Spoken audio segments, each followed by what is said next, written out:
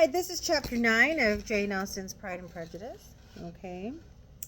All right, Elizabeth passed the chief of the night in her sister's room, and in the morning had the pleasure of being able to send a tolerable answer to the inquiries which she very nearly received from Mr. Bingley by a housemaid, and some time afterwards from the two elegant ladies who waited on his sisters.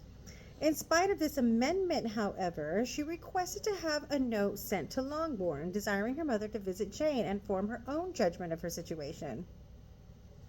The note was immediately dispatched, and its contents as quickly complied with. Mrs. Bennet, accompanied by her two youngest girls, reached Netherfield soon after the family breakfast. I don't know why Mrs. Bennet had to bring Lydia and Kitty.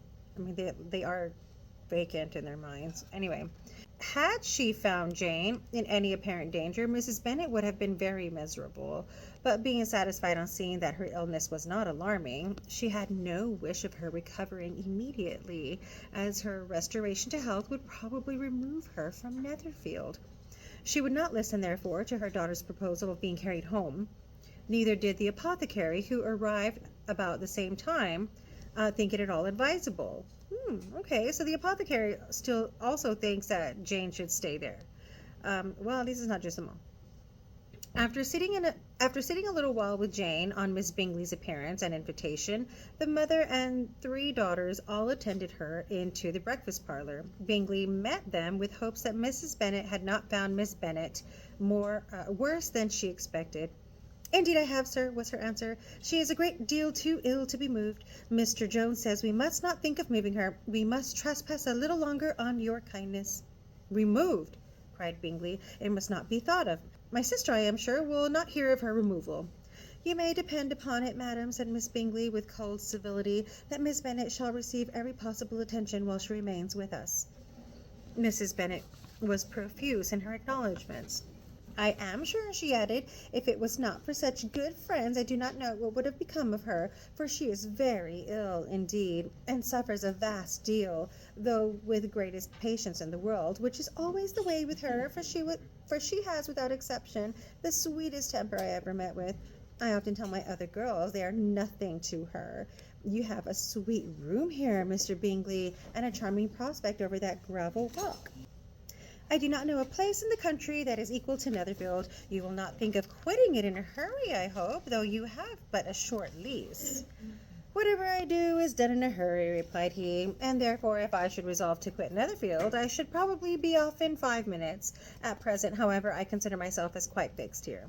So Bingley's basically saying that if he chose to leave, he'd leave in a heartbeat. Or not. But he's okay with where he's at right now. "That is exactly what I should have supposed of you," said Elizabeth. "You begin to comprehend me, do you?" cried he, turning towards her. "Oh, yes, I understand you perfectly. I wish I might take this for a compliment, but to be so easily seen through, I am afraid is pitiful. That is, as it happens, it does not necessarily follow that a deep, intricate character is more or less estimable than such as one as yours. That is, as it happens, does not necessarily follow that a deep, intricate character is more or less estimable than such a one as yours." "Lizzie," cried her mother, "remember where you are, and do not run on in the wild manner that you are suffered to do at home." "I did not know before," continued Bingley immediately, "that you were a studier of character. It must be an amusing study." "Yes, but intricate characters are the most amusing. They have at least that advantage." "The country," said Darcy, "can in general supply but few subjects for such a study. In a country neighbourhood you move in a very confined and unvarying society. But people themselves alter so much that there is something new to be observed in them forever." "Yes, indeed," cried Mrs. Bennet, offended by his manner of mentioning a country neighbourhood. I assure you there is quite as much of that going on in the country as in town." So Mrs. Bennet is pretty upset about how Darcy said that there were not a whole lot of people, I guess, to hang out with in the country, so she was a little offended by that. Everybody was surprised, and Darcy, after looking at her for a moment, turned silently away. Mrs. Bennet, who fancied she had gained a complete victory over him, continued her triumph. "I cannot see that London has any great advantage over the country for my part, except the shops and public places." "The country is a vast deal pleasanter, is it not, Mr. Bingley?" "When I am in the country," he replied, I never wish to leave it, and when I am in town, it is pretty much the same. They have each their advantages, and I can be equally happy in either. Ay, that is because you have the right disposition, but that gentleman, looking at Darcy, seemed to think the country was nothing at all. Indeed, mamma, you are mistaken, said Elizabeth, blushing for her mother. You quite mistook Mr. Darcy. He only meant that there were not such a variety of people to be met with in the country as in town, which you must acknowledge to be true. Certainly, my dear, nobody said there were, but as not to meeting with many people in this neighborhood, I believe there are a few neighborhoods larger. I know we dine with 420 families. Nothing but concern for Elizabeth could enable Bingley to keep his countenance. His sister was less delicate and directed her eye toward Mr. Darcy with a very expressive smile. Elizabeth, for the sake of saying something that might turn her mother's thoughts, now asked her if Charlotte Lucas had been at Longbourn since her coming away. Yes, she called yesterday with her father. What an agreeable man Sir William is, Mr. Bingley, is he not? Or is not he? So much the man of fashion, so genteel and so easy. He has always something to say to everybody. That is my idea of good breeding. And those persons who fancy themselves very important and never open their mouths quite mistake the matter. Did Charlotte dine with you? No, she would go home. I fancy she was wanted about the mince pies. For my part, Mr. Bingley, I always keep servants that can do their own work. My daughters are brought up differently, but everybody is to judge for themselves, and the Lucases are very good sort of girls. I assure you, it is a pity they are not handsome. Not that I think Charlotte is so very plain, but then she is a particular friend. How mean of Mrs. Bennet to say that they're not handsome. She seems a very pleasant young woman, said Mr. Bingley. Oh, dear, yes, but you must own she is very plain. Lady Lucas herself has often said so, and envied me Jane's beauty. I do not like to boast of my own child, to be sure. Jane, one does not often see beauty better looking, or anybody better looking. It is what everybody says. I do not trust my own partiality. When she was only 15, there was a gentleman at my brother Gardiner's in town so much in love with her that my sister-in-law was sure he would make her an offer before we came away. So there was a guy who was super in love with Jane, apparently, that they thought he was going to ask her to get married. It says, but however, he did not. Perhaps he thought her too young. However, he wrote some verses on her, and very pretty they were. So she's like, oh yeah, he didn't ask her to get married, but he wrote poetry about her. And this is what Elizabeth says to that. And so ended his affection, said Elizabeth impatiently. There has been many a one, I fancy, overcome in the same way. I wonder who first discovered the efficacy of poetry in driving away love. I had been used to consider poetry as a food of love, said Darcy. Of a fine, stout, healthy love it may. Everything nourishes what is strong already. But if it be only a slight, thin sort of inclination, I am convinced that one good sonnet will starve it away entirely. And so Elizabeth is saying that the guy who did not ask Jane to get married lost interest in her because he put all of his interest in the poetry, so then it starved away his love. And Darcy's like, whoa, I thought poetry like fed love. And she's like, no, only if the love is already strong, but I mean, if it's not already strong, then poetry just kills it away. And he's like, oh, okay, gotcha. And look at this, it says, Darcy only smiled. And the general pause which ensued made Elizabeth tremble, lest her mother should be exposing herself again. She longed to speak, but could think of nothing to say. So Darcy smiles at her, and then she can't think of anything to say. She's speechless. And the book here is telling us that, it's because she wants to think of something to say, because she doesn't want her mom to start talking again. But why can't she think of something to say? She is Elizabeth. And I'm thinking it's because of his smile. Like he took her by surprise, but she's not admitting it. Anyway, and after a short silence, Mrs. Bennet began repeating her thanks to Mr. Bingley for his kindness to Jane, with an apology for troubling him also with Lizzie. Mr. Bingley was unaffectedly civil in his answer, and forced his younger sister to be civil also, and say what the occasion required. She performed her part indeed without much graciousness, but Mrs. Bennet was satisfied, and soon afterwards ordered her carriage. Upon this signal, the youngest of her daughters put herself forward.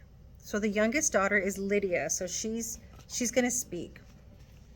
The two girls had been whispering to each other during the whole visit, and the result of it was that the youngest should tax Mr. Bingley with having promised on his first coming into the country to give a ball at Netherfield. I mean, so if you can imagine, people, I guess, like, let's just say in a living room, and they're talking and they're about Jane and how she's doing, and the mom is kind of getting after Mr. Darcy for what he's saying. They're just having conversation, and then the two youngest girls are in the back whispering. I mean, that's pretty rude. I don't think the girls should be there at all. They didn't ask for them. Elizabeth didn't ask for them to come, but there they are being rude. And so Lydia decides to speak up, and this is what she says. Oh, wait. So it's going to describe Lydia first. So Lydia was a stout, well-grown girl of 15, with a fine complexion and good-humored countenance, a favorite with her mother, whose affection had brought her into public at an early age. And when they say into public, that means like she can go out and hang out at parties and date boys, basically. She had high animal spirits and a sort of natural self-consequence, which the attentions of the officers, to whom her uncle's good dinners and her own easy manners recommended her, had increased into assurance. She was very equal, therefore, to address Mr. Bingley on the subject of the ball, and abruptly reminded him of his promise, adding that it would be the most shameful thing in the world if he did not keep it. His answer to this sudden attack was delightful to their mother's ear. I am perfectly ready, I assure you, to keep my engagement, and when your sister is recovered, you shall, if you please, name the very day of the ball, but you would not wish to be dancing while she is ill. Lydia declared herself satisfied. Oh, yes, it would be much better to wait till Jane was well, and by that time, most likely, Captain Carter would be at Meryton again, and when you have given your ball, she added, I shall insist on their giving one also. I shall tell Colonel Forster will be quite ashamed if he does not. Mrs. Bennet and her daughters then departed, and Elizabeth returned instantly to Jane, leaving her own and her relations' behavior to the remarks of the two ladies and Mr. Darcy. The latter, Mr. Darcy, of whom, however, could not be prevailed on to join in their censure of her, in spite of all Miss Bingley's witticisms and fine eyes. Okay, this is chapter 10 of Jane Austen's Pride and Prejudice. The day passed much as the day before had done. Mrs. Hurst and Miss Bingley had spent some hours of the morning with the invalid, who continued, though slowly, to mend, and in the evening Elizabeth joined their party in the drawing-room. The loo table, however, did not appear. Mr. Darcy was writing, and Miss Bingley, seated near him, was watching the progress of his letter, and repeatedly calling off his attention by messages to his sister. Mr. Hurst and Mr. Bingley were at piquet, and Mrs. Hurst was observing their game. Elizabeth took up some needlework, and was sufficiently amused in attending to what passed between Darcy and his companion. The perpetual commendations of the lady either on his handwriting, or on the evenness of his lines, or on the length of his letter, with the perfect unconcern with which her praises were received, formed a curious dialogue, and were exactly in unison with her opinion of each. So, as Darcy was writing his letter, Miss Bingley was just talking to him. How irritating. Anyway, and so Elizabeth kind of took delight in just listening to what was going on. So this is how it went. How delighted Miss Darcy will be to receive such a letter. He made no answer. You write uncommonly fast. You're mistaken, I write rather slowly. How many letters you must have occasion to write in the course of the year. Letters of business, too. How odious I should think them. It is fortunate, then, that they fall to my lot instead of to yours. Pray, tell your sister that I long to see her. I have already told her once by your desire. I am afraid you do not like your pen. Let me mend it for you. I mend pens remarkably well. Thank you, but I always mend my own. How can you contrive to write so even? He was silent. Tell your sister I am delighted to hear of her improvement on the harp, and pray let her know that I am quite in raptures with her beautiful little design for a table, and I think it infinitely superior to Miss Grantley's. Will you give me leave to defer your raptures till I write again? At present I have not room to do them justice. Oh, it is of no consequence. I shall see her in January. But do you always write such charming long letters to her, Mr. Darcy? They are generally long, but whether always charming, it is not for me to determine. It is a rule with me that a person who can write a long letter with ease cannot write ill. That will not do for a compliment to Darcy, Caroline. cried her brother. Because he does not write with ease. He studies too much for words of 4 syllables. Do not you, Darcy? So Caroline is totally being annoying while he's writing, and she's like, well, tell your sister this, tell your sister that. Well, I think that Caroline needs to write her own letter to Darcy's sister. Anyway, and so now Charles is, kind of starting a new conversation and making fun of Darcy and about how he writes with 4-syllable words. The words that you use all the time, how many syllables do they have? Are they 4 syllables or more? Because if they are, those are big words. Maybe not the 4-syllable words, but like 5, 6, 7. Think about it. Anyway, my style of writing is very different from yours. Oh, cried Miss Bingley. Charles writes in the most careless way imaginable. He leaves out half his words and blots the rest. My ideas flow so rapidly that I have not time to express them, by which means my letters sometimes convey no ideas at all to my correspondents. Your humility, Mr. Bingley, said Elizabeth, must disarm reproof. Nothing is more deceitful, said Darcy, than the appearance of humility. It is often only carelessness of opinion, and sometimes an indirect boast. And which of the two do you call my little recent piece of modesty?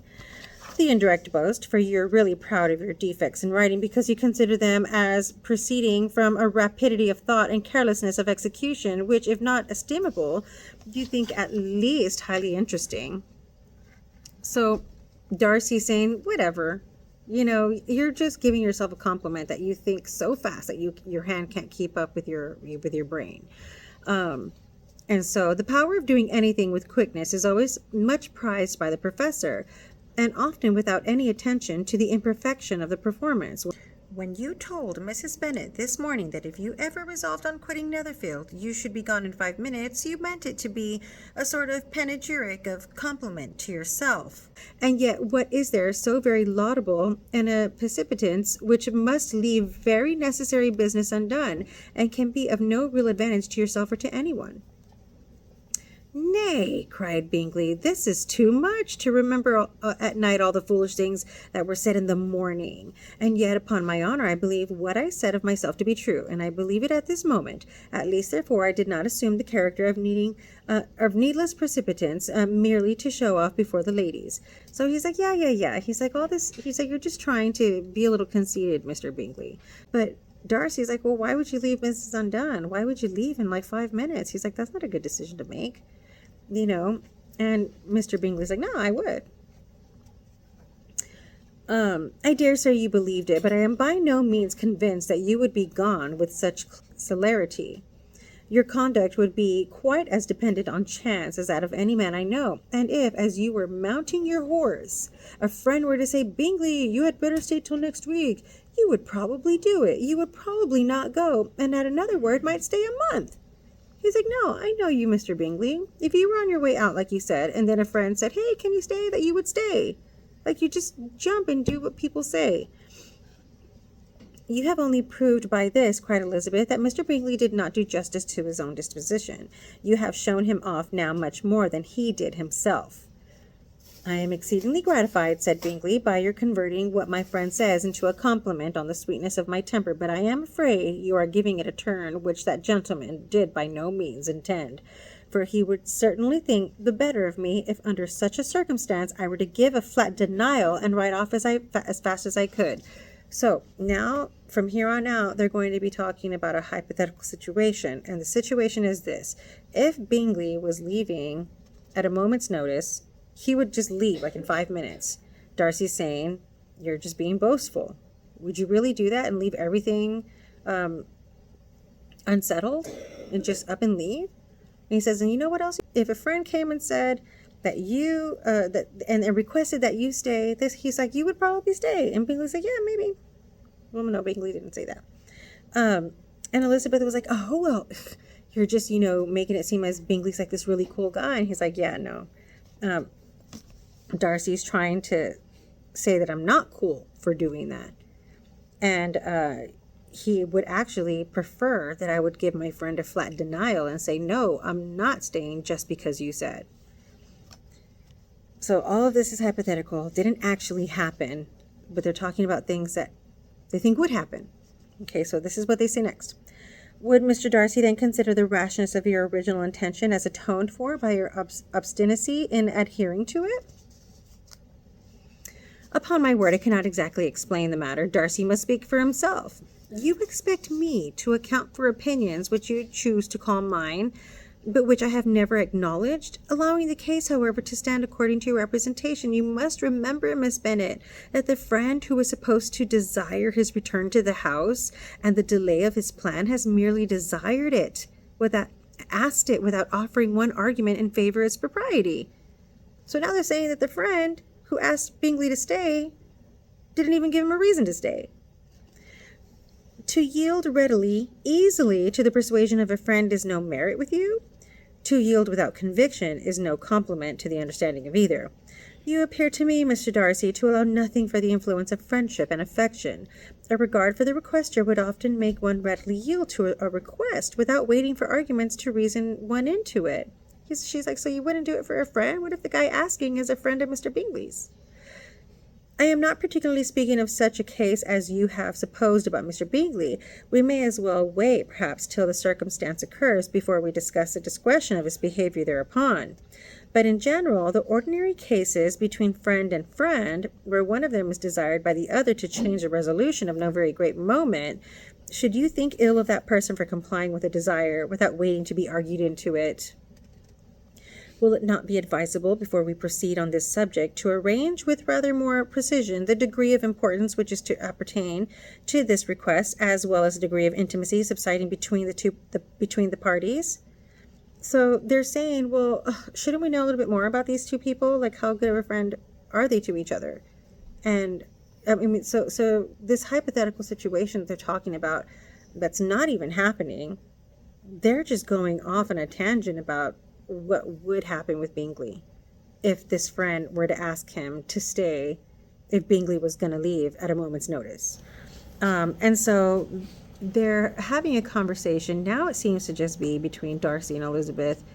And this is what Charles Bingley says next. He says, "By all means," cried Bingley, "let us hear all the particulars, not forgetting their comparative height and size, for that will have more weight in the argument, Miss Bennet, than you may be aware of. I assure you that if Darcy were not such a great tall fellow in comparison with myself, I should not pay him half so much difference. I declare I do not know a more awful object than Darcy on a particular occasion and in particular places, at his own house, especially on of a Sunday evening when he has nothing to do." Mr. Darcy smiled, but Elizabeth thought she could perceive that he was rather offended, and therefore checked her laugh. Miss Bingley warmly resented the indignity he had received, and in an expostulation with her brother for talking such nonsense. "I see your design, Bingley," said his friend. "You dislike an argument, and want to silence this. Perhaps I do. Arguments are too much like disputes, and if you and Miss Bennet will defer yours till I am out of the room, I shall be very thankful. Then you may say whatever you like of me." "What you ask," said Elizabeth, "is no sacrifice on my side," and Mr. Darcy had much better finish his letter. Mr. Darcy took her advice and did finish his letter. When that business was over, he applied to Miss Bingley and Elizabeth for the indulgence of some music. Miss Bingley moved with alacrity to the pianoforte, and after a polite request that Elizabeth would lead the way, which the other as politely and more earnestly negatived, she seated herself. So it was Darcy who asked for music. I mean, I wonder why. That doesn't seem like him. So he asked for music, and he said, "Hey, well, maybe Elizabeth can play." He said, "Well, maybe Elizabeth can play first." And Miss Bingley's like, "Yeah, right." So she went to play first, right? Because she's the one who wants to be pleasing Mr. Darcy. Mrs. Hurst sang with her sister, and while they were thus employed, Elizabeth could not help observing, as she turned over some music books that lay on the instrument, how frequently Mr. Darcy's eyes were fixed on her. She hardly knew how to suppose that she could be an object of admiration to so great a man, and yet that he should look at her because he disliked her was still more strange. She could only imagine, however, at last, that she drew his notice because there was a something about her more wrong and reprehensible, according to his ideas of right, than in any other person present. The supposition did not pain her. She liked him too little to care for his approbation. And she's like, "Why in the world is he staring at me? It can't be because he likes me. Maybe he's staring at me because he doesn't like me. And she doesn't care. After playing some Italian songs, Miss Bingley varied the charm by a lovely Scotch air. And soon afterwards, Mr. Darcy, drawing near Elizabeth, said to her, "Do you not feel a great inclination, Miss Bennet, to seize such an opportunity of dancing a reel?" He's asking her to dance. But she promised. She smiled but made no answer. He repeated the question with some surprise at her silence. "Oh," she said, "I heard you before, but I could not immediately determine what to say in reply. You wanted me, I know, to say yes, that you might have the pleasure of despising my taste. But I always delight in overthrowing those kind of schemes, and cheating a person of their premeditated contempt. I have, therefore, made up my mind to tell you that I do not want to dance a reel at all, and now despise me if you dare." "Indeed, I do not dare." Elizabeth, having rather expected to affront him, was amazed at his gallantry, but there was a mixture of sweetness and archness in her manner which made it difficult for her to affront anybody, and Darcy had never been so bewitched by any woman as he was by her. He really believed that were it not for the inferiority of her connections, he would be in some danger. He's like, "Oh, thank goodness she is so lowly." Or maybe not thank goodness, but because she's lowly, that he can never really be serious about her, like ever. So Miss Bingley saw or suspected enough to be jealous, and her great anxiety for the recovery of her dear friend Jane received some assistance from her desire of getting rid of Elizabeth. She often tried to provoke Darcy into disliking her guest by talking of their supposed marriage and planning his happiness in such an alliance. "I hope," said she, as they were walking together in the shrubbery the next day, "you will give your mother-in-law a few hints when this desirable event takes place as to the advantage of holding her tongue. And if you can compass it, do cure the younger girls of running after the officers. And if I may mention so delicate a subject, endeavor to check that little something bordering on conceit and impertinence which your lady possesses. Have you anything else to propose for my domestic felicity? Oh, yes, do let the portraits of your uncle and aunt Phillips be placed in the gallery at Pemberley. Put them next to your great uncle the judge. They are in the same profession, you know, only in different lines. As for your Elizabeth's picture, you must not attempt to have it taken, for what painter could do justice to those beautiful eyes? It would not be easy indeed to catch their expression, but their color and shape and the eyelashes, so remarkably fine, might be copied." At that moment they were met from another walk by Mrs. Hurst and Elizabeth herself. "I did not know that you intended to walk," said Miss Bingley, in some confusion lest they had been overheard. So Darcy and Miss Bingley walked in the garden, and Miss Bingley was talking smack as usual about Elizabeth. And then they met up with Elizabeth and Mrs. Hurst, who were also walking in the garden, and Miss Bingley was like, "Oh my gosh, did anybody hear me say that?" So she was like, "Oh my gosh, are you guys here? I didn't know you guys were going for a walk." Then, taking the disengaged arm of Mr. Darcy, she left Elizabeth to walk by herself. The path just admitted 3. Mr. Darcy felt their rudeness and immediately said, "This walk is not wide enough for a party. We had better go into the avenue." But Elizabeth, who had not the least intention to remain with them, laughingly answered, "No, stay where you are. You are charmingly grouped and appear to uncommon advantage. The picturesque would be spoiled by admitting a 4th. Goodbye." She then ran gaily off, rejoicing as she rambled about in the hope of being at home again in a day or two. Jane was already so much recovered as to intend leaving her room for a couple of hours that evening.